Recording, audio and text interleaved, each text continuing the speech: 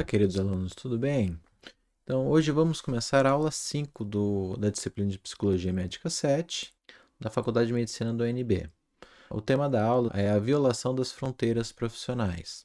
O que seriam as fronteiras profissionais? Então, é uma espécie de limite na relação entre o médico e o paciente, onde a gente busca estabelecer cuidados para que o desbalanço de poder entre o médico e o paciente sendo o indivíduo em situação mais fragilizada da doença, e o médico sendo o detentor do saber médico e quem vai instituir o tratamento a ser aplicado, esses limites precisam ser bem claros para que o propósito último da relação médico-paciente, que é o melhor tratamento possível, a boa prática médica, não seja prejudicada e que os direitos do paciente que está nessa posição de desbalanço de poder seja respeitado.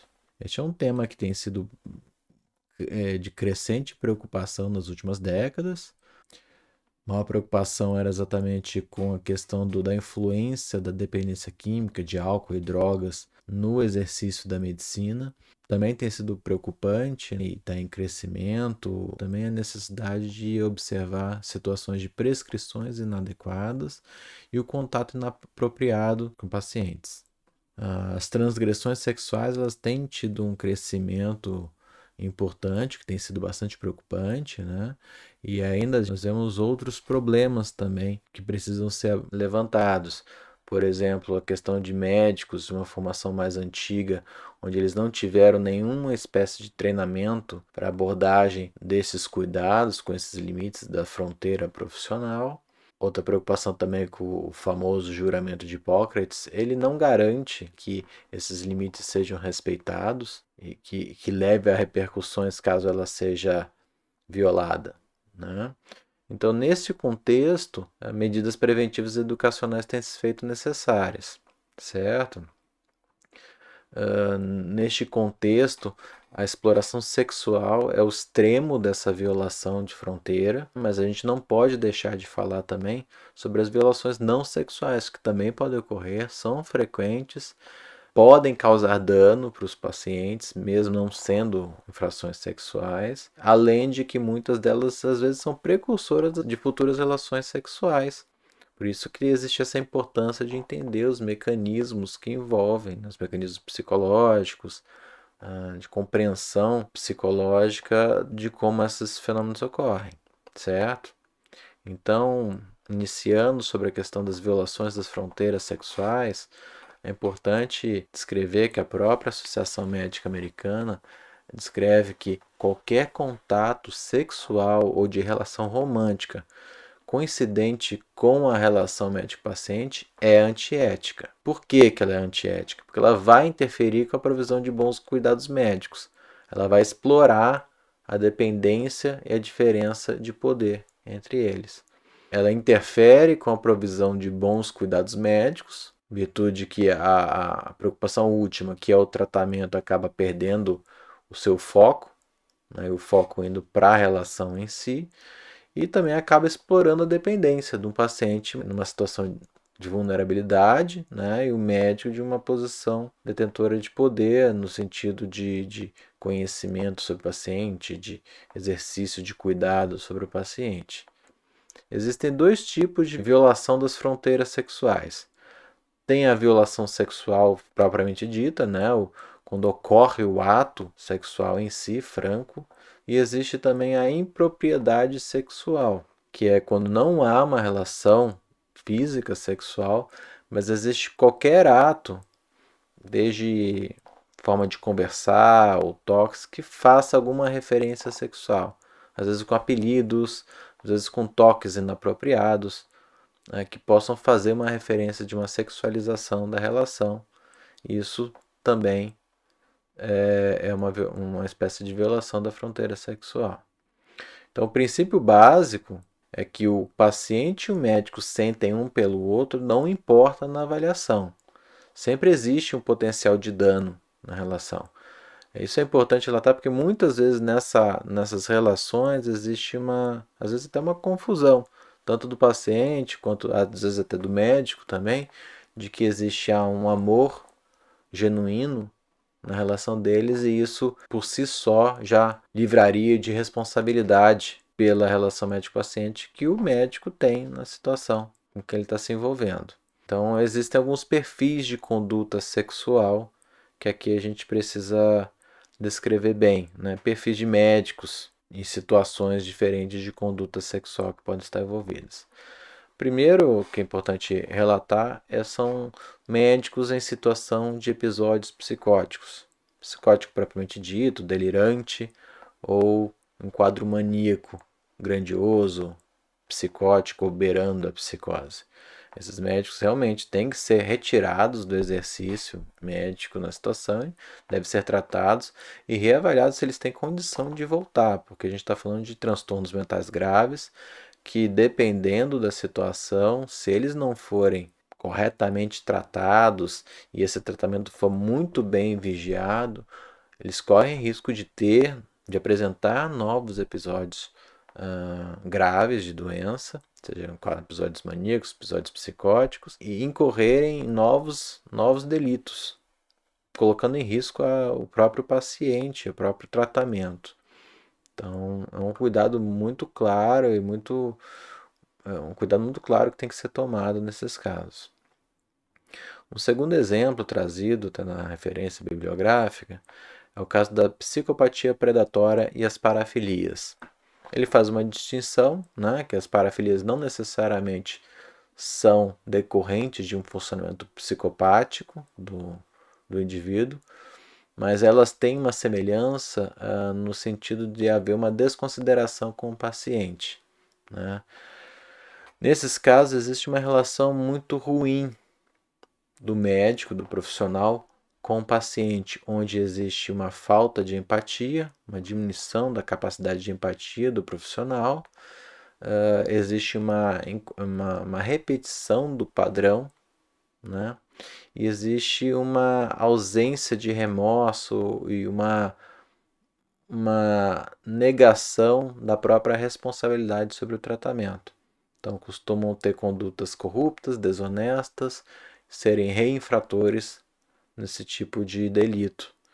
Nesses casos são muito difíceis, até inclusive de tentar fazer algum tipo de reabilitação para voltar ao exercício médico, porque se não existe remorso no ato, é muito provável que possam voltar a incorrer nesse tipo de crime.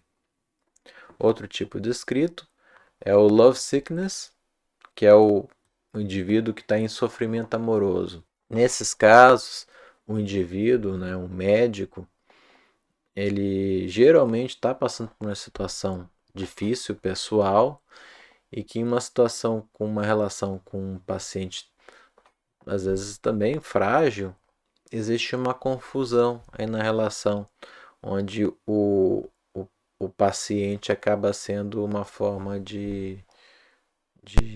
existe uma identificação cruzada entre o médico e o paciente, onde eles se encontram como se fosse uma relação quase de espelho, de identificação com o outro, onde aquele sofrimento, né, que o médico traz da sua vida pessoal vai ser curado através dessa nova relação. Isso acaba sendo muito complicado, isso fere não só o tratamento médico do próprio paciente, como traz um dano psicológico importante, não só para o paciente, mas com o próprio médico, quando pode se dar conta e o problema evolui com uma situação mais grave, e existe um remorso muito grande, né? Esses médicos geralmente não são médicos que são diferentes dos predadores, né? São médicos de uma única situação, uma situação bem peculiar do momento de vida deles, uma crise vital que estão passando, mas de qualquer forma eles também precisam passar por uma reabilitação, passar por um tratamento pessoal muito delicado e, e isso eles vão a necessidade deles serem reavaliados se eles estão em condições de voltar ao exercício profissional. Um último tipo descrito é o de entrega masoquista. Nesse caso, o próprio médico já tem um perfil de muita dificuldade de lidar com os limites, com a própria agressividade, né? Quando a gente tem que enfrentar um paciente na situação de dar um não, de dar um basta, de indicar uma internação, e o paciente fica vivendo numa situação onde ele não pode dar esses limites, ele tem que estar sempre gratificando o paciente de alguma forma e fica incapaz de dizer não. Então o médico ele se sente imbuído, né, sempre compelido e sem alternativa a se relacionar com o paciente nessa confusão que ele vai se envolvendo. Né? Muitas vezes o médico vai em busca de ser atormentado por esses pacientes difíceis. Muitas vezes pacientes graves de personalidade, perfis de transtorno de personalidade grave, muitos que são vítimas de abuso infantil, com esses perfis que muitas vezes já existe, né, uma confusão do próprio paciente em relação ao papel de ser cuidado e o papel de relacionar-se sexualmente, até por uma repetição, um risco de repetição do trauma vivido na infância. Esses pacientes eles podem acabar se submetendo a situações que o médico, que é o detentor do cuidado, detentor do equilíbrio no setting médico, precisa estar muito atento e muito preparado, inclusive para dar esses não, esses limites a esses pacientes. Né? O próprio médico, né, é o responsável pelo cuidado desse paciente mais fragilizado. E nesses casos, o médico ele acaba sendo incapaz de manter esses limites. Também são médicos que costumam sofrer muito psiquicamente com tudo que se passa, é, e o tratamento também é um tratamento bastante longo e difícil, né? Até difícil avaliação também para quando é que eles estão em condições e que condições eles podem voltar a exercer a medicina. Então tem que ser tudo muito bem cuidado, muito bem avaliado. Um outro assunto importante também é como é que fica a ocorrência de relações sexuais amorosas com pacientes antigos, pacientes que não são mais pacientes dos médicos. Existe, existe sempre um risco potencial nessa relação, porque mesmo que não haja mais uma relação médico-paciente, a relação dessa dupla começou com uma relação médico-paciente onde existia um desbalanço, né, de poder, onde existia uma submissão de uma pessoa fragilizada, né, a uma situação de poder de alguém detendo do conhecimento médico, instituindo um tratamento em outra pessoa. Então, por regra, inclusive até se faz uma diferenciação, né, na profissão, na especialidade da psiquiatria, onde existe uma maior intimidade e uma maior relação transferencial, até com aspectos infantis do paciente. De praxe, qualquer relação de médico-paciente, relação sexual amorosa com ex-paciente de psiquiatra, ainda assim também é considerada uma relação antiética. No caso dos não psiquiatras, existe um cuidado maior, existe uma possibilidade, mas tudo tem que ser avaliado individualmente. Né? Pacientes que tiveram uma relação, um contato, relação médico-paciente, um contato único, sem grandes importâncias, sem um vínculo emocional desenvolvido, depois de muito tempo sem se encontrarem, às vezes é possível que essa relação possa ser considerada como uma relação não antiética. Mas tem que tomar cuidado, uma relação única, dependendo de como for, vamos pensar num tratamento oftalmológico onde esse médico deixou de permitiu que essa pessoa não ficasse cega, ou o médico fez uma reversão de um quadro potencialmente grave, fatal, né, como uma reanimação cardíaca, uma cirurgia gravíssima que esse indivíduo passou, que esse paciente passou, salvou a vida dessa pessoa. A relação de emocional, né, de gratidão, dessa submissão, de ter salvado a vida, modifica muito e isso por si só pode interferir bastante na relação e ser considerada uma relação antiética também. Então tudo é muito frágil e a priori o indicado é evitar qualquer tipo de relação com pessoas que já foram tratadas por vocês quando vocês estiverem em prática médica. O cuidado é grande porque existem médicos infratores, inclusive, que usam desse subterfúgio do se o paciente não for mais meu paciente, eu posso me relacionar, e eles acabam rompendo as relações médicas já com o propósito de se relacionar com o paciente. Inclusive aquele perfil mais predador, né, muitas vezes tenta usar desse subterfúgio para isso. Então, a priori, o melhor é evitar esse tipo de relação. Tá? E em relação às violações das fronteiras não sexuais, que tipo de situações podem ocorrer que a gente tem que ficar atento? Uma relação possível de ocorrer nesse sentido é quando a gente tem uma relação dual, onde além da relação médica existe uma outra relação, seja uma relação familiar, né? Então o médico que fica tratando familiares pode estar expondo o cuidado médico em risco e pode ser uma situação de violação de fronteira. Médico fazendo negócios, comércio com pacientes, né? Começa a abrir negócios, chama o paciente para fazer alguma prestação de serviço. Isso vai interferir, pode interferir potencialmente na prestação do cuidado médico e por isso ser uma violação. No ambiente escolar, né, a gente tem que cuidar também, então tratamento de residentes, tratamento de alunos, pode às vezes ser uma relação benigna inicialmente, mas pode vir a interferir na relação médico-paciente, no sentido, como é que fica esse médico na hora que tem que dar uma nota, tem que fazer algum tipo de queixa em relação à conduta de um residente, à conduta de um aluno. Então, relações onde pode ainda haver alterações dessa relação de poder são situações delicadas e que são, a priori, também são indicadas que não ocorram. Né?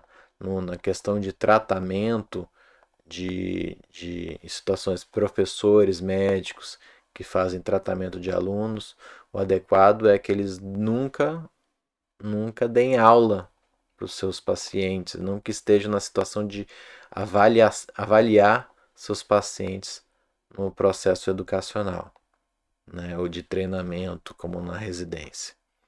Certo? Se houver essa situação que não tem que dar aula, os professores vão ter que dar um jeito de mudar ali assumirem outras disciplinas ou outras turmas para que não haja essa configuração, né, do aluno-paciente, certo?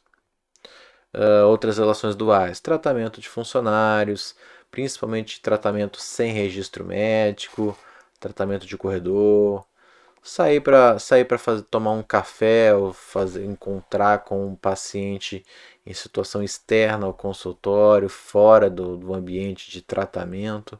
Então são situações de relações duais que podem ocorrer, né, de forma a serem violações das fronteiras, médico-paciente.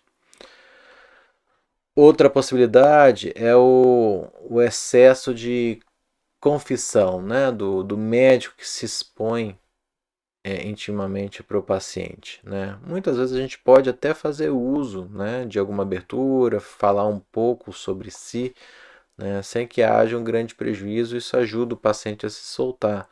Mas a gente tem que cuidar muito para essa abertura demasiado, principalmente onde há a revelação de problemas pessoais do médico para o paciente. Isso pode deixar o paciente numa posição difícil, onde o paciente já não é mais quem está sendo cuidado para se tornar o cuidador. E o paciente nunca deve ser sobrecarregado dessa forma, né? Então, o foco sempre é no tratamento do paciente. Qualquer situação que ocorra que influencie neste foco, né, de forma a diminuir a importância do tratamento, né, há um risco potencial de violação dessas fronteiras. Outra situação também é a questão dos presentes, né? Pacientes que dão presente para médicos. Existem médicos que solicitam presente para pacientes, que é extremamente inadequado, e aí eu faço até um parênteses para uma prática que a gente tem visto crescente nas redes sociais, que é de médicos com perfis no Instagram e Facebook, onde ficam expondo os presentes que ganharam no Natal, de aniversário de alguns pacientes. E isso por si só pode ser uma situação muito delicada, porque pode deixar os pacientes numa posição delicada, né, e desconfortável. Porque por um lado eles podem sentir que se eles não dão presente, talvez eles não recebam o cuidado médico que eles deveriam receber.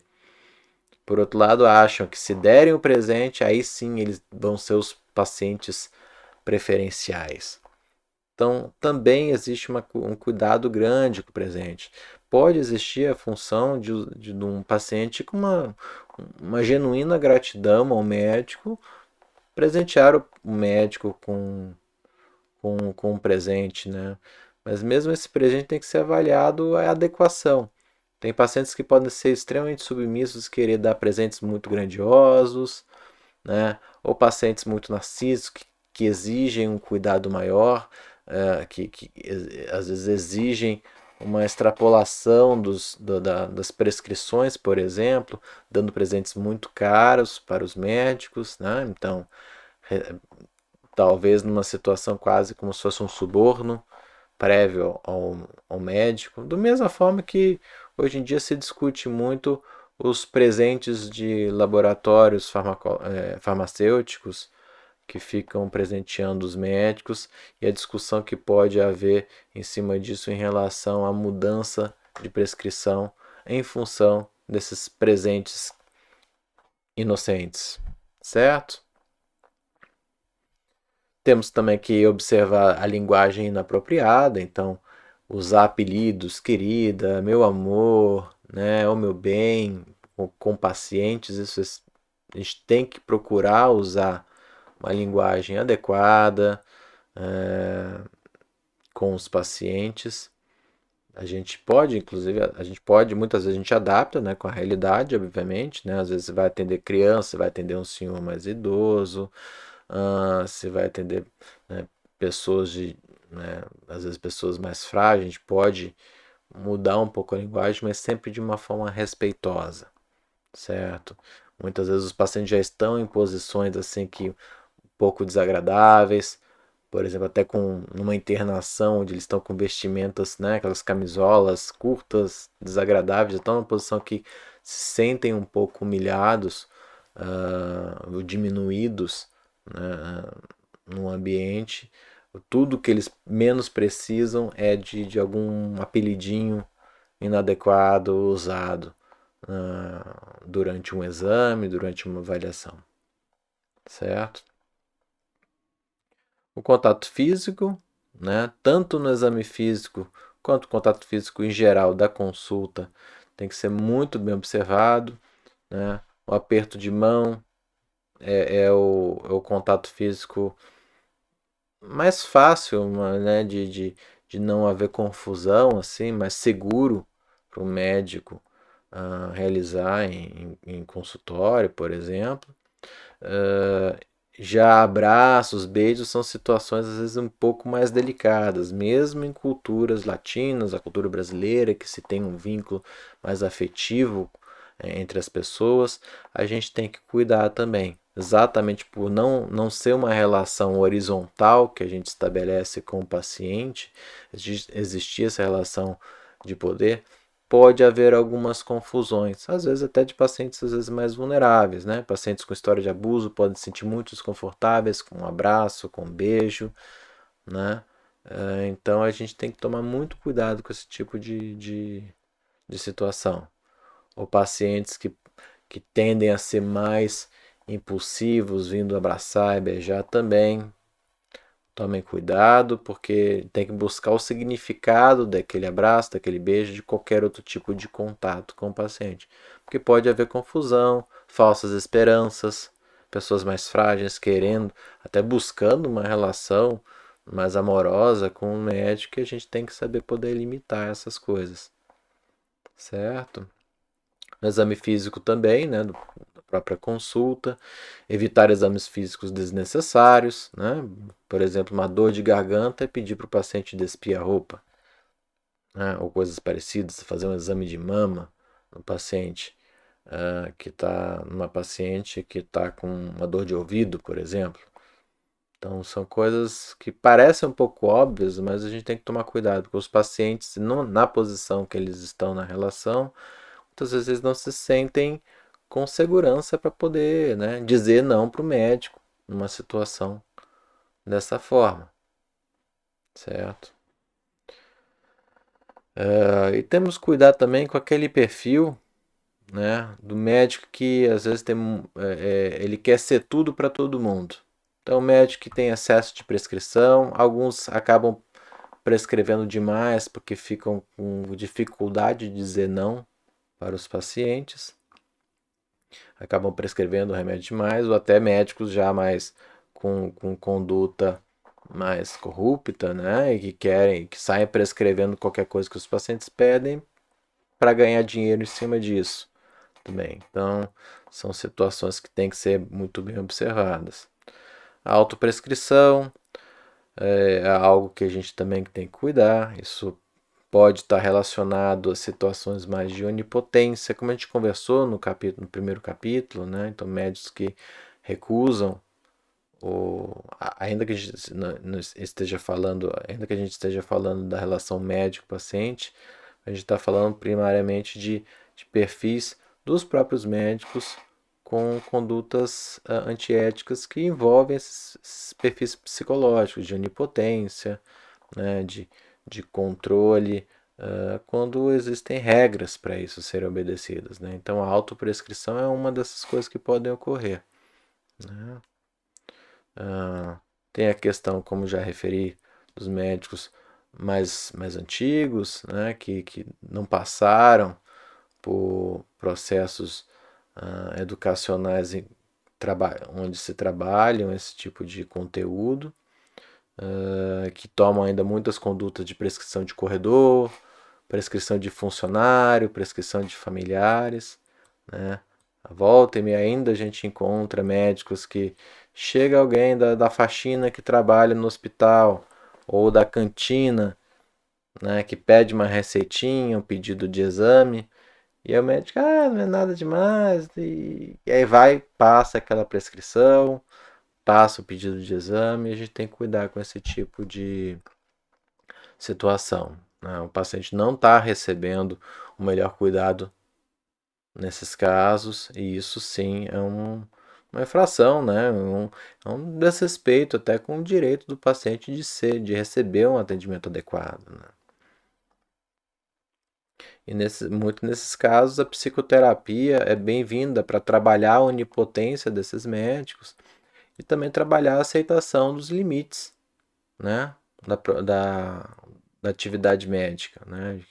Situações que a gente não pode estar fazendo o que quer, a hora que quer, né? De qualquer jeito. Né?